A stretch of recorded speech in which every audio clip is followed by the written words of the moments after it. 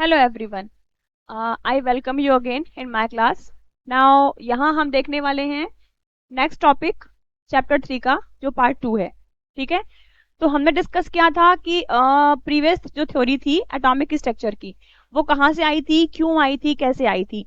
ठीक है. महर्षि कनाद और डेमोक्राइटस लुसिपस जो थे इन्होंने ऑलमोस्ट ग्रीक और इंडियन से होने के बाद भी सेम थ्योरी दिया था.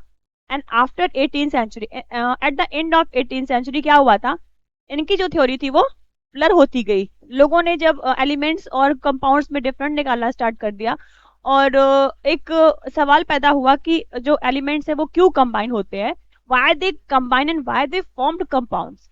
तो इसके बाद फिर आपके जो लॉवेजर नाम के साइंटिस्ट थे उन्होंने अपनी एक नई थ्योरी दी. साइंस की जो ब्रांच थी, स्ट्रीम थी केमिकल साइंस, उसमें एक नया डायरेक्शन लाके दिया उन्होंने. ठीक है. तो यहाँ हम पढ़ेंगे केमिकल स्ट्रक्चर के बारे में चीज़ों के. और यहाँ हम देखने वाले हैं कि लॉवेजर ने दो जो अपने स्टेटमेंट दिए थे वो क्या क्या थे. तो पहला स्टेटमेंट इनका है लॉ ऑफ केमिकल कॉम्बिनेशन और दूसरा क्या है, लॉ ऑफ कांस्टेंट प्रोपोर्शन. तो आइए दोनों को हम वन बाय वन ठीक से समझते हैं. ओके. तो जो हमारा पहला स्टेटमेंट है, ठीक है, पहला स्टेटमेंट क्या है हमारा, देखो.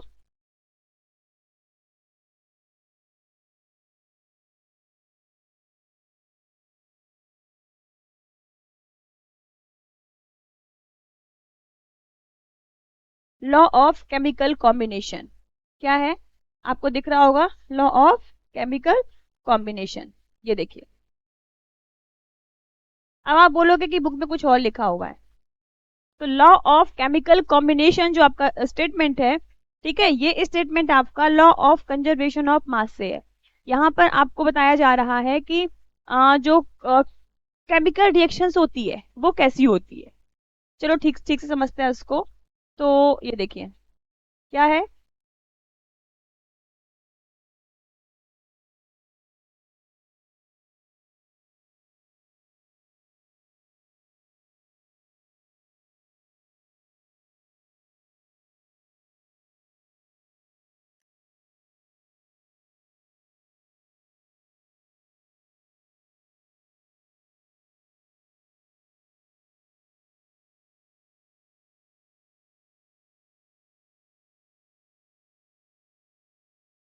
क्या कहती है theory, law of conservation conservation of mass. Mass क्या होता है, हिंदी में मास को बोलते हैं द्रव्यमान. ठीक है. मास का मतलब सिंपल सी बात है कि कोई भी मैटर, ठीक है, कोई भी मैटर जिस चीज से मिलके बना है वो उसके मास को डिफाइन करेगा. अगर मैं बात करती हूँ बेटा इस बॉक्स की, ठीक है, मान लीजिए कि यह एक मिट्टी का कोई ईंट है. ठीक है. अब इस ईंट में जितनी मिट्टी भरी हुई है या जो भी भरी हुई है, सैंड बालू, अब जो भी समझ ले, तो इसके जो पार्टिकल्स होंगे जिसको मैं तोड़ूंगी, इसके स्मॉल पार्टिकल्स जिसको हम क्या अब क्या बोल रहे हैं, पहले हम क्या बोलते थे in part in in small substances को, इनको हम बोल देते पार्टिकल. यहाँ हम क्या बोल रहे हैं, यहाँ हम बोल रहे हैं इनको एटम्स. क्या बोल रहे हैं, यहाँ हम इन्हें क्या बोलेंगे, एटम्स बोलेंगे. All right. तो जब जिन एटम से ये मिलके बना हुआ है, ठीक है, जिन छोटे छोटे पार्टिकल से मिलके बना हुआ है वो क्या है इसका, वही क्रिएट कर रहा है इस पूरे ब्रिक का मास. बात समझ में आ रही है.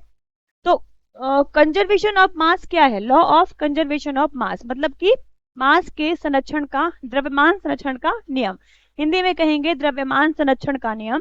क्या है, according to the law the conservation of mass, mass can neither be created and not destroyed. जो मास है किसी भी मैटर का, वो ना हम क्रिएट कर सकते और ना क्या कर सकते, उसको हम डिस्ट्रॉय कर सकते, ना ही उसको हम बना सकते और ना ही उसको हम बिगाड़ सकते. ये क्या है हमारा लॉ ऑफ कंजर्वेशन ऑफ मास कहता है. और क्या कहता है देखो, और कहता है it can only be transform from one form to another. ये सिर्फ ट्रांसफॉर्म हो सकता है एक फॉर्म से दूसरे फॉर्म में. समझ रहे हो, एक फॉर्म से दूसरे फॉर्म में क्या हो सकता है बेटा, ये सिर्फ ट्रांसफॉर्म हो सकता है. ठीक है. Okay.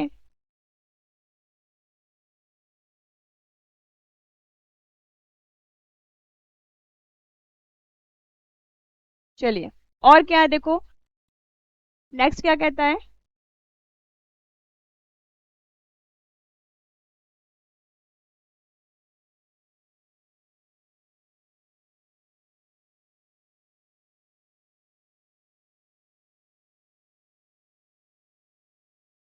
transformed from one form to another. And next है, in chemistry the law of conservation of mass states that the total mass of the product obtained by chemical combination is equal to the sum of the mass of all reactants involved. कितनी simple language है देखो, है ना। मैं एक बार फिर समझाती हूँ, क्या कहता है इन केमिस्ट्री, केमिस्ट्री में क्या होता है, the law of conservation mass state that the total mass of the product, total mass of the product.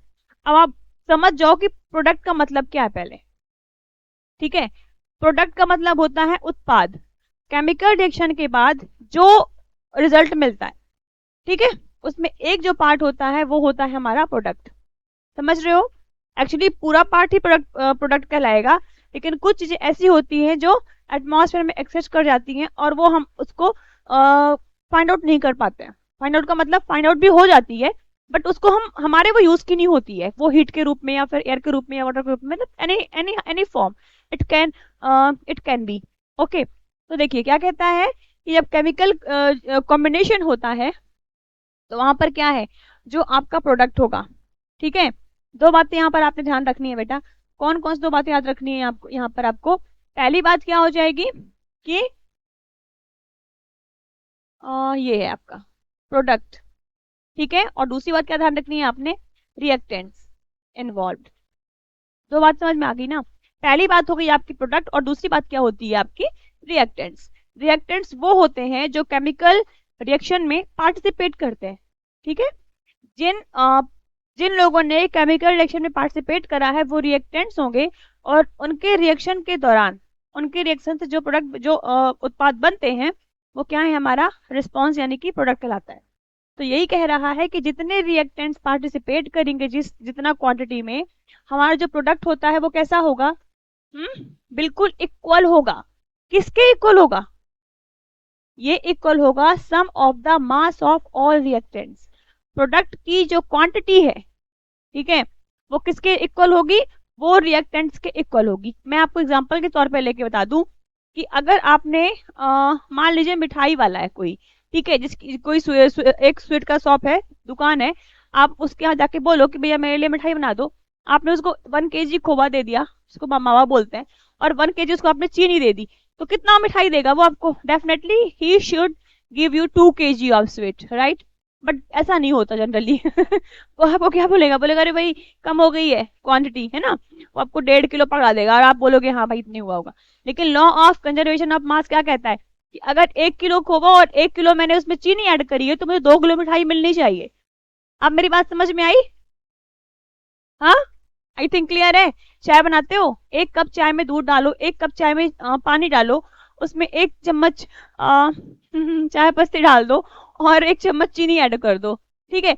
अब देखो चाय पत्ती तो निकल जाती है, उसको नेगलेक्ट कर देते, चलो ठीक है, उसको हमने हटा दिया। कॉफी ऐड कर लो ओके। अब देखो, अब जो उसकी क्वांटिटी है बनने के बाद, तो वो कितनी होनी चाहिए जनरली, वो आपकी 2 कप और 2 स्पून होनी चाहिए। 2 चम्मच आपकी वो कॉफी और चीनी वाला हो गया, आप कर लेना मैच अपने अकॉर्डिंग, और आपका 1-1 कप क्या हो गया, पानी और मिल्क हो गया, ठीक है। तो ये है आपका एक्चुअली ये स्टेटमेंट जो क्या कहता है, कंजर्वेशन ऑफ मास, सपोर्ट करता है कंजर्वेशन ऑफ मास को।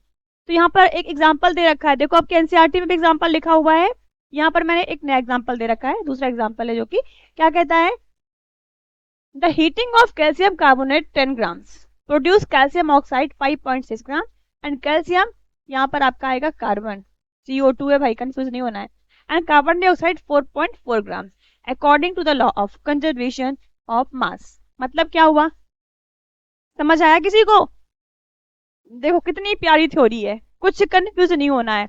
हमारे पास जो ये है आपका प्रोडक्ट है, ठीक है, प्रोडक्ट नहीं बोलेंगे ये, हम बोलेंगे इसको रिएक्टेंट्स। कितना लिया है हमने, 10 ग्राम लिया। कितना लिया हमने, 10 ग्राम लिया है।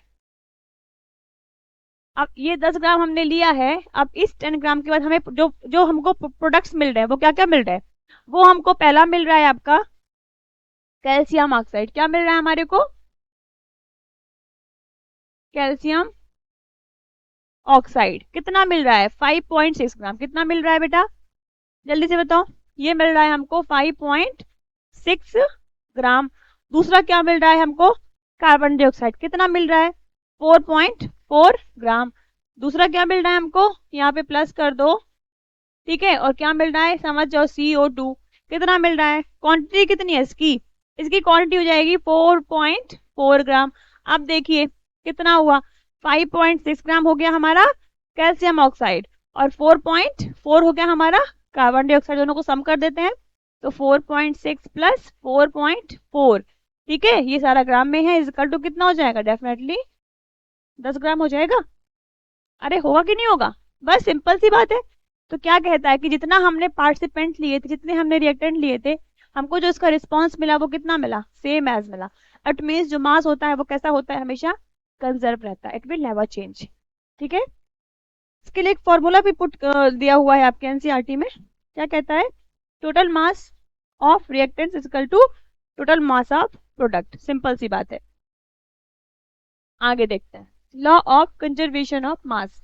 Law of conservation of mass में आप देखो कुछ और भी एग्जांपल्स है यहाँ पर, ठीक है, दिख रहे होंगे आपको। मान लीजिए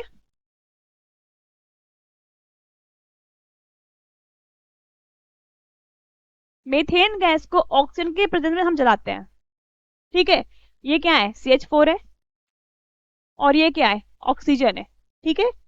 तो 16 ग्राम मीथेन लिया है और 2 O2 यानी कि 2 ऑक्सीजन के मॉलिक्यूल्स हैं, तो यानी कि 32 ग्राम हमने क्या ले रखा है बेटा, 32 ग्राम हमने ले रखा है ऑक्सीजन, ठीक है।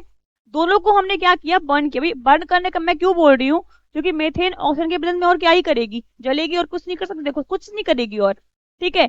तो ये क्या करेगी, बर्न होने के बाद CO2 प्रोड्यूस करेगी और वाटर प्रोड्यूस करेगी, जो कि किस रेशियो में होगा, 44 ग्राम एंड 18 to 36 ग्राम।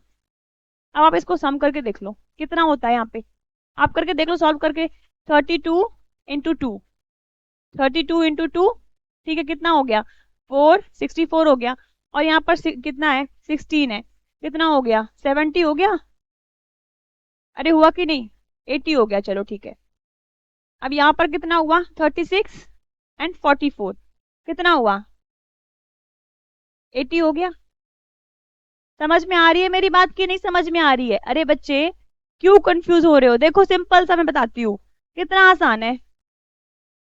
देखिए टोटल 80 ग्राम हमारा क्या है, रिएक्टेंट्स है, कैसे, हाउ, ये देखिए मीथेन कितनी है 16 ग्राम है, ठीक है, और ऑक्सीजन कितनी है 32 ग्राम है, ईच ऑक्सीजन कितना हुआ हमारा 16 ग्राम, तो 2 मॉलिक्यूल्स ऑफ ऑक्सीजन और 2 atoms of oxygen mass will be 32, ठीक है।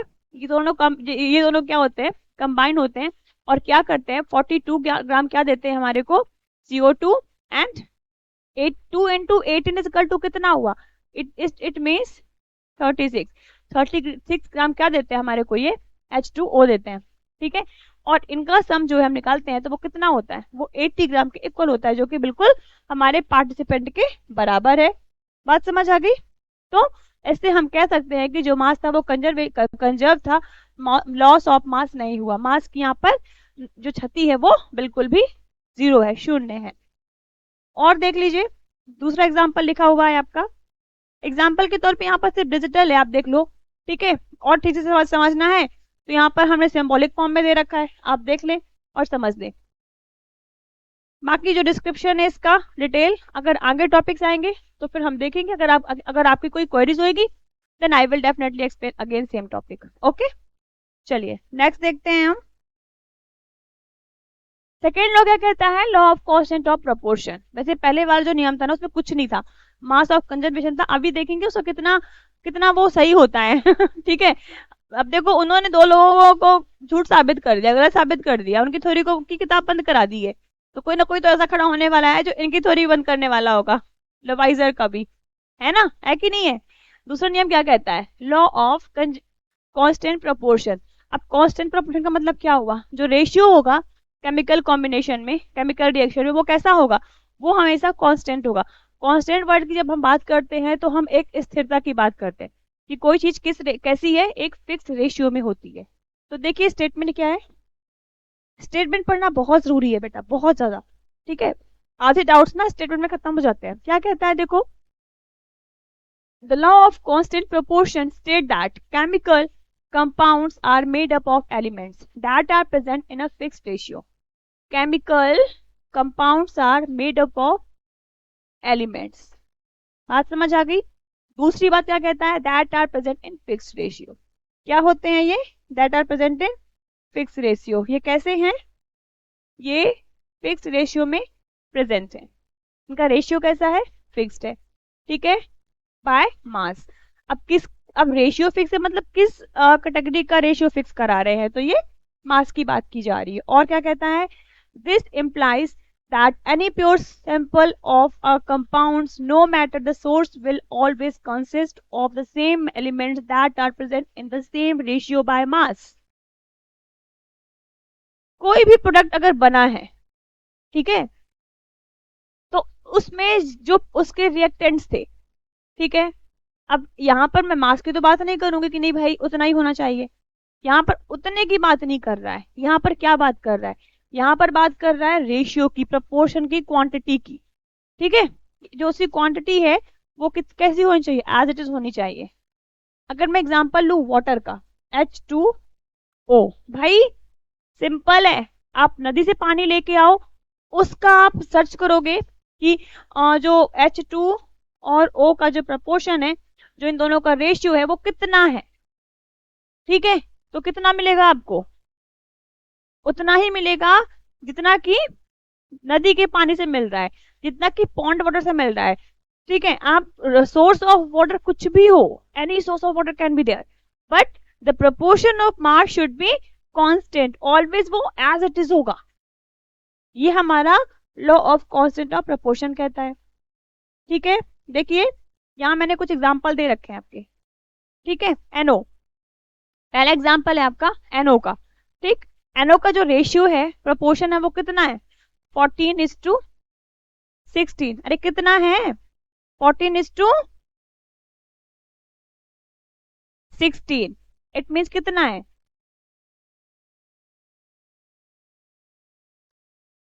7:8, राइट. N2O या NO2 ले लेते, चलो NO2 को लेते हैं. NO2 का कितना है? 14:32. ठीक है, इट मीन्स कितना है?